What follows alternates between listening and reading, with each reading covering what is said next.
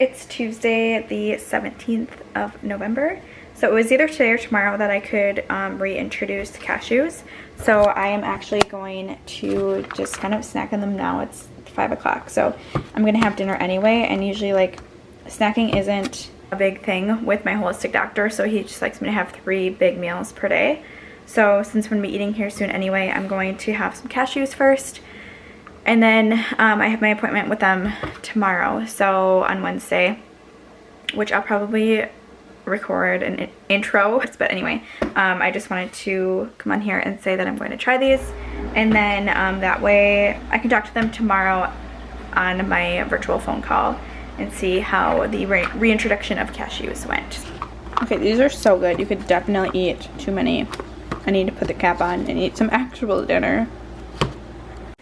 Good morning, everyone. Welcome back to my vlog. I do not know what's going on with my hair here. I wanted to put myself together to look a little bit better for this vlog, but reality and life is just life. And I have a hair appointment today to get these roots done. They are so bad. My eyebrows are so bushy. I need help in general. So I'm excited to do that. I just wanted to start the vlog because I did introduce my cashews yesterday. He said I could do that Tuesday or Wednesday, and last night I was just feeling it. So I did that. I'll put the clip in here, or I may have showed it earlier. I don't know where I'm going to put it in the clip. So if you saw it already, that was my introduction of cashews. Otherwise I'll put it in now. And honestly, I probably ate I didn't measure it out, and I should have, because that's the worst part. Like, you never just eat out of the container because you eat so much more than you realize. So I honestly probably ate like a cup of cashews last night. And you do want to do that. You do want to like introduce a lot at one time. So realistically, it wasn't a bad thing, but that's what happened. And I didn't have any kind of like signs or symptoms, like no headache, no bloating, no upset stomach from that and from the amount. So that was really good. However, I ate so many that I'm not hungry this morning. It's, what time is it? It's 11:03, and I literally I'm gonna wait till like noon just to eat my lunch, and I'll just do my shake and my vitamins to get those in. I was gonna try to fast for a little bit longer, but I am getting kind of hungry now. I just had a cup of coffee, so actually I'm still sipping on that right here. So it's about half gone, and I have it in my Is Coffee a Carb cup. I love this. I got it when I was in school, my undergrad for dietetics, so I feel like it was perfect.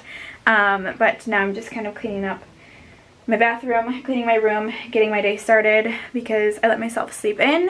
And I do have my week 6 or 7, I don't know. It's my 4th virtual appointment with my holistic doctor today at 12:30. So I just wanted to open this video, make an introduction, and let you all know where I'm at, that I did introduce caffeine and cashews. So I'm going to talk to them today and get a little more information on how they feel like I'm doing, since I haven't had signs or symptoms of either. So yay, hooray, that's so exciting. And just kind of talk through like cutting out the coconut milk, what we're going to do moving forward, things like that. So that's really all right now. I sent them my information. I have to send them soap notes and then my diet food log from the last week. So I sent those over. I'm ready for my appointment. I do have client check-ins today, so today's going to be kind of a busier day. But that's that, and I will update you after my appointment. I was just watching all of that film back and realized that I did not update after my last appointment, but it is Wednesday again the next week, the 25th. And I have another appointment today. So really, last time we talked, everything had been going well. He wasn't concerned that I introduced cashews since I was feeling fine. That was all great. The coconut milk we have just left cut out. And then we pretty much just wrapped up our appointment saying that next week, so meaning today, at this appointment, we would talk about Thanksgiving and kind of how to navigate through that. So I'm curious to see what he says regarding that, because I have zero intention of going like and indulging in anything really. The only thing that I'm going to make for myself, and fingers crossed he like says it's okay to have a slice, it's just a gluten-free, dairy-free pumpkin pie. So I plan on making that today, and I will probably share clips of that in the video here. But I have my call at 12:30 with him, so we'll chat about that. And then I will actually, this hair is crazy, like when it's not styled, so I need to go style it. I just showered. I will actually share some of that content. I'll record our actual phone call. So I'll record that and then put some clips in here. But that's really all for now. And then it really, like, week by week doesn't change a whole lot. So it's really phase by phase, but I still like to be updated on here for my personal reference looking back, and then also all of you who kind of are navigating a similar journey or interested in doing something like this, just so you know kind of what to expect. So that's all for now. I am going to go to my grandparents for scripture and coffee this morning, and then before you know it, it'll be time for my phone call. Great, it has been a morning, like one of those days where you could literally just cry at anything. That has been me. I broke my hair clip this morning, and I was like, I hardly stepped on it, and it completely broke. Come here, guys. Hold on.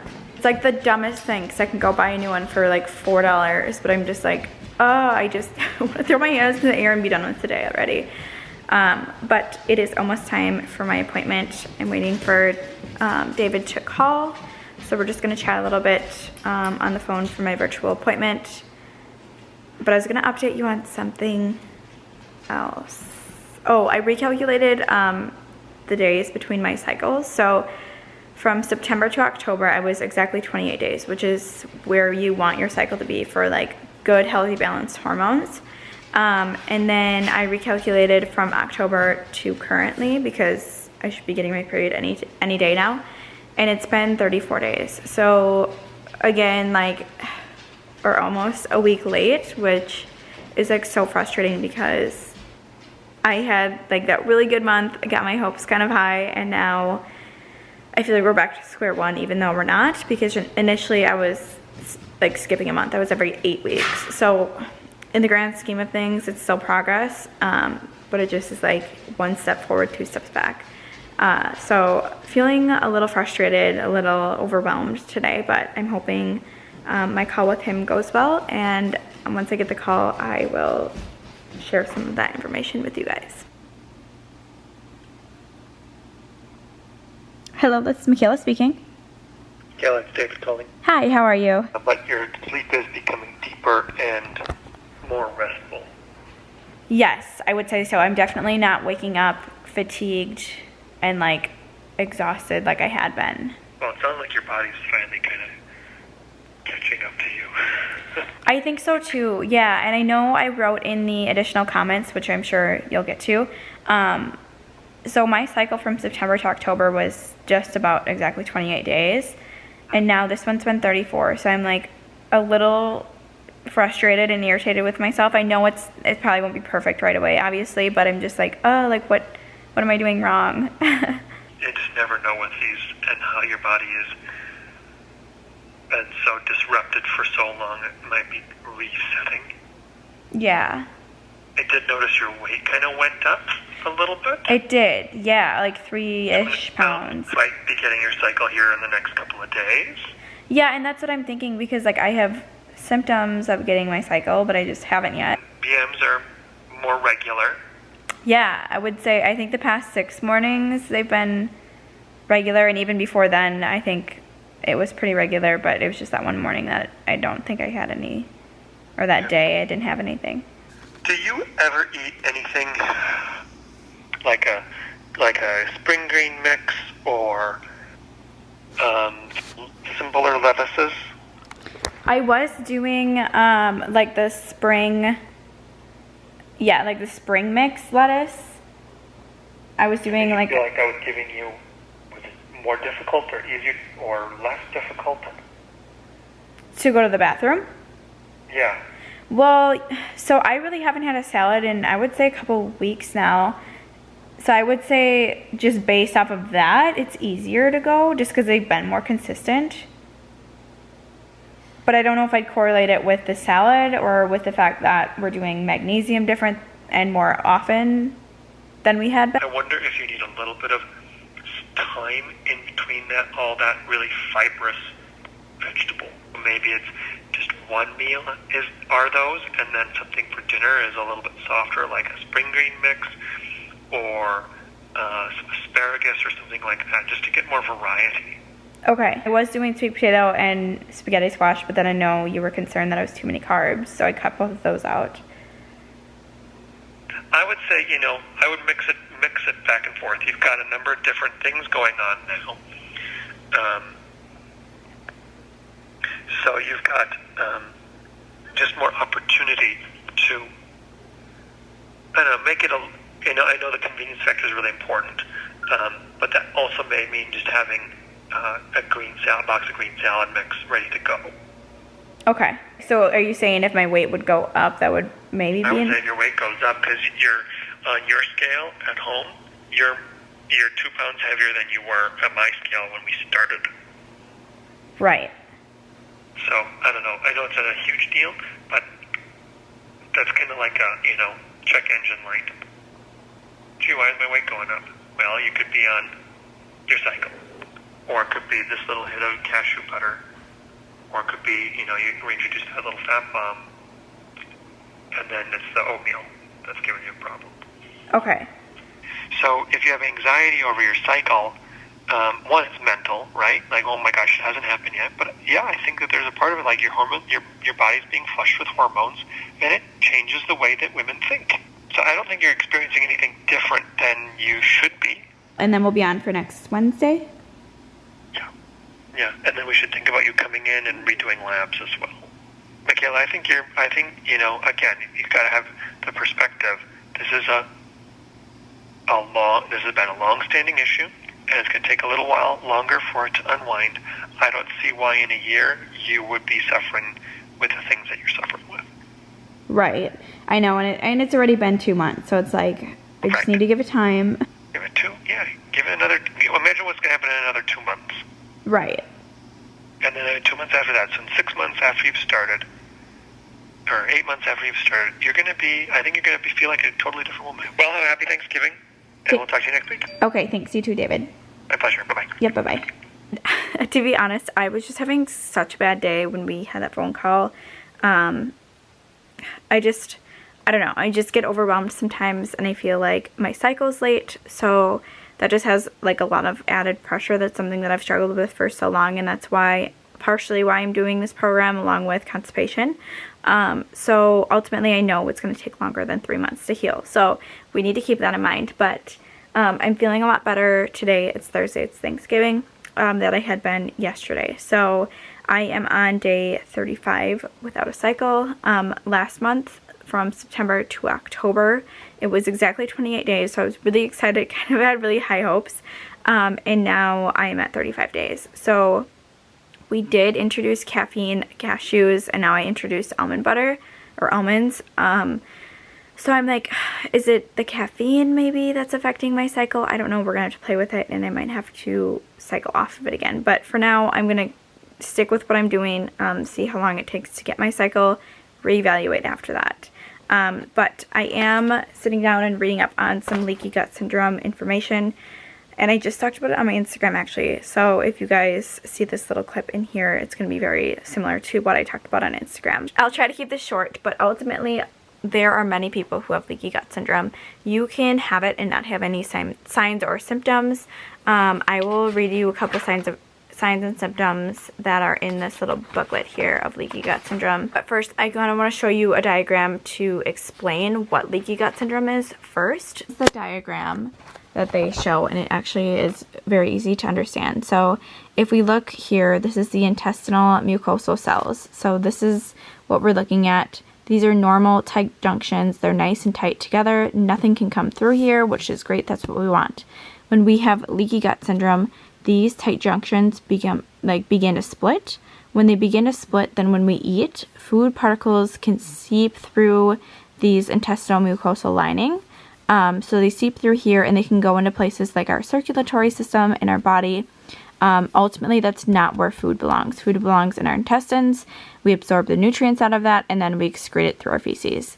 So when food begins to come through the mucosal linings, then our body actually detects that as foreign objects. And when our body goes into that detection mode, that fighting mode, it ultimately drives up inflammation. So this is the #1 causer to chronic inflammation. When our body is chronically inflamed for a long period of time, that affects the absorption of nutrients from our whole foods.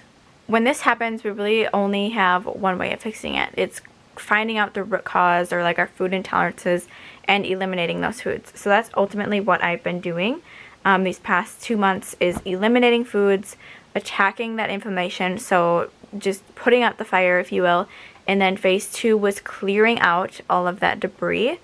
So I'm wrapping up phase 2 now. This is what I was just reading up in the book. I wanted to kind of update all of you on that. So we're clearing out all of the debris, and then phase 3 will rebuild.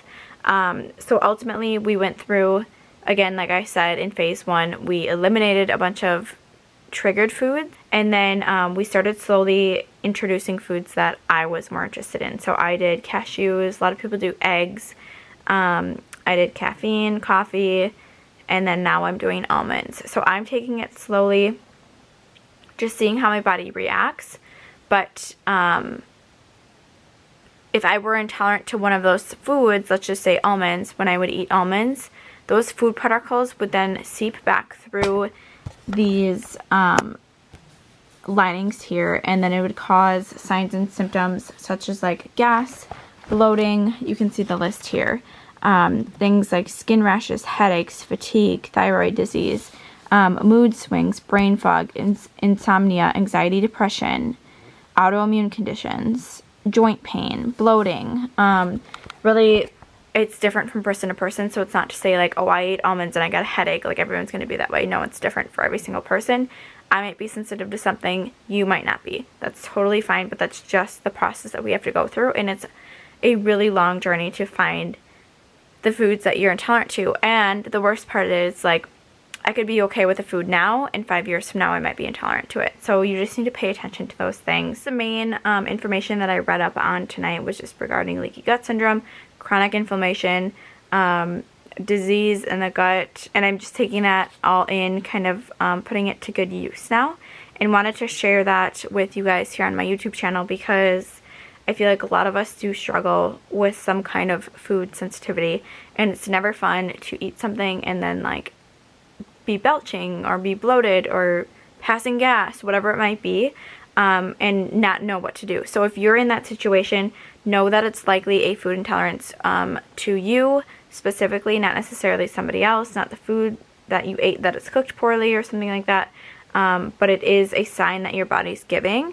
So pay close attention to that. Maybe try eliminating it for like 2 weeks, and then try reintroducing it. So when you reintroduce things, like I've said before, you really want to blast the system. So don't just do like 2 or 3 almonds. You want to do like a handful of almonds at every single meal. So really blast your system. If you get any of those signs or symptoms, you likely know it's that food. So that was me with coconut milk. I was doing it. I was doing a lot of it. Had these just lingering headaches all day long, all week long. I cut it out, and the next day I was completely fine. So it is cool how the body will give you those signs and signals, but it's paying attention to it and putting forth the effort. So I'm going to end the vlog here, I think, for phase 2, because I am wrapping it up. I only have a couple days left. And then I'm going to be on to phase 3. So that was leaky gut syndrome in phase 2, the clearing phase. So now that we know majority of the foods that I am sensitive to, we stay away from those, so those don't seep into the intestinal mucosal lining, and that way we can just really heal up that leaky gut syndrome. So thank you all so much for taking some time to watch this video of phase 2. I hope you guys find this helpful. If you have any questions at all, or you struggle personally, never hesitate to reach out. I can be found on Instagram here. You guys can email me, call me, comment. I am always more than happy to help you all. I will see you all in my next video. It will likely be the start of phase 3, and I will talk to you all soon. Bye guys.